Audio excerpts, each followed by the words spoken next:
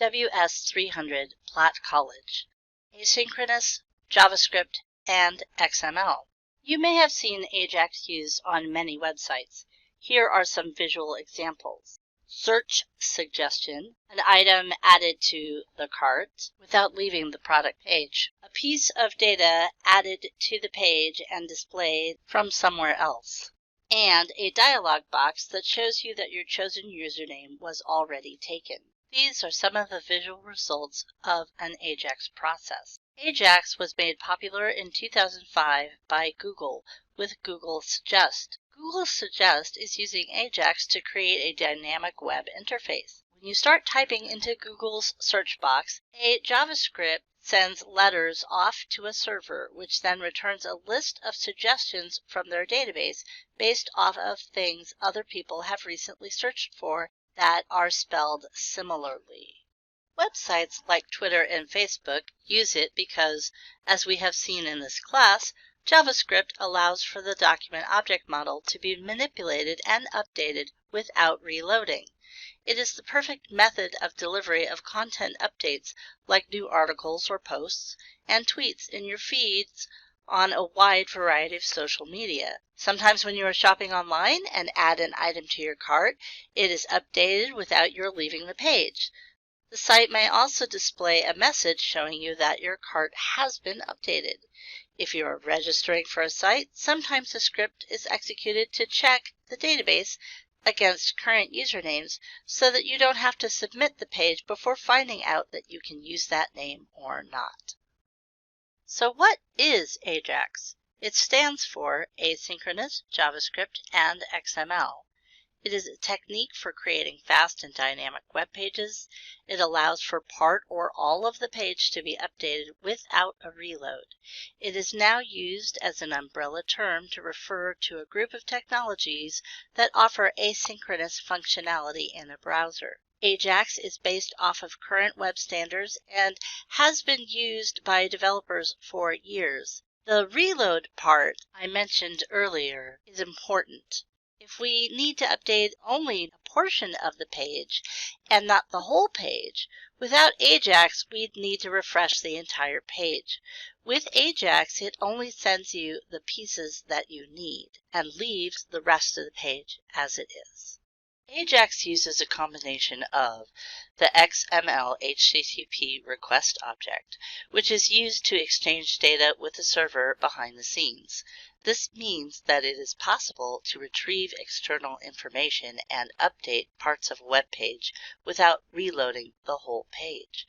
We can use the document object model to display the data that is retrieved from the server and update the page with that information.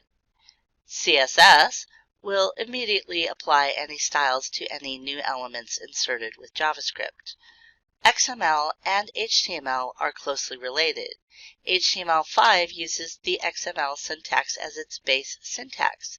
They are both markup languages. XML was designed for data and transporting of data, while HTML was designed for displaying data. The asterisk next to the word often is to note that this was often the typical way a data set was formatted. Nowadays, data can come in a wide variety of formats such as JavaScript object notation, which is the current favorite, HTML, and other formats. This is the request-response cycle, and it is how the internet works. Even without Ajax, a browser sends a request to a file on the server. This typically is an HTML page. That file gets processed and then the server responds, typically with the processed file. Same with Ajax. The browser requests data from the server. This request can be initiated with the document itself or by a user interacting with the document, such as clicking a button. The request will include information that the server needs, such as data to be entered in a database or variables to query a database for information. Browsers implement an object called an XML HTTP request to handle Ajax requests. Once a request has been made, the browser does not really wait for a response from the server. It will respond when the server responds. It does not wait and keeps loading the page.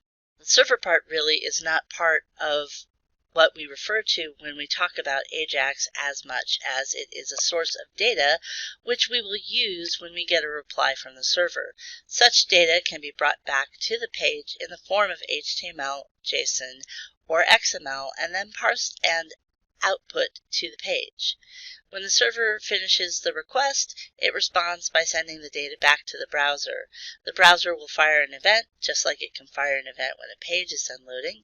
This event can trigger JavaScript to update the page with the new data without affecting the rest of the page. The first A in Ajax stands for asynchronous. Remember how I talked about Google suggesting that we put our scripts at the end of our body?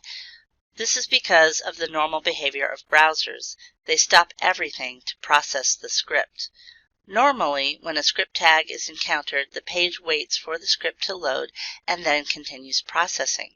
With Ajax, it sends the request for the data and then processes the rest of the page before the data is returned. This speeds up the experience for the user. Asynchronous means that the browser can request new pieces of information from the server at any time. The J in Ajax stands for JavaScript. Because JavaScript allows for the document object model to be manipulated and updated without reloading, it is the perfect method of delivery of content updates. JavaScript is where the magic of Ajax happens. It handles the events that trigger a new request, makes the requests for new data to the server, and takes care of updating only the part of the document that needs to change. We've seen this behavior in class. The second A in Ajax stands for AND. And last but not least, the X in Ajax is the XML HTTP request, though it used to just stand for XML, which is a data format. We'll get into that in a bit. As I mentioned before, when you visit a web page, you make a request to the server. This is a standard HTTP request. The XML HTTP request works much in the same way. It is a standard JavaScript object that allows you to make HTTP requests from the browser with JavaScript. XHR stands for XML HTTP request. The XHR API lets the browser send and request data to and from a server. Originally, the type of data used was the XML format. Now, newer data formats are taking over for XML, though XML is still available. Most frequently used are text, HTML, XML, and JSON. We will be discussing these data formats and why you may or may not want to use them next. So Ajax is a fancy term for a technology that allows you to build pages that update without requiring a page load. Ajax was originally designed to read data stored in a format called XML. We will explore the various formats that can be used next. We're skipping over the text file format because it's pretty straightforward and does not have any real benefits or caveats. Let's start with a format that you are familiar with, HTML. The benefits of using HTML to retrieve data from the server are: it is easy to write, request, and display. The data sent from the server goes straight to the page with no need to process it. The drawbacks are the server must produce the HTML in a format that is ready for use on your page. It is not well suited for use in applications other than in web browsers. It does not have good data portability. The request must come from the same domain. What that means is the HTML must be from the same domain name as the rest of the page. For example, if the page is on example.com, the Ajax request must return data from example.com. This is true for both HTML and XML formats. XML stands for Extensible Markup Language. This format allows you to create custom tags that make sense in relation to the data it is carrying. Like HTML, browsers only let Ajax load XML from the same domain name as the rest of the page. If the page requesting the data is on example.com, the Ajax request must return data from example.com or run into a CORS error. CORS stands for Cross-Origin Resource Sharing and is a browser security policy. It is designed to keep your computer safe and prevent malicious software from being installed.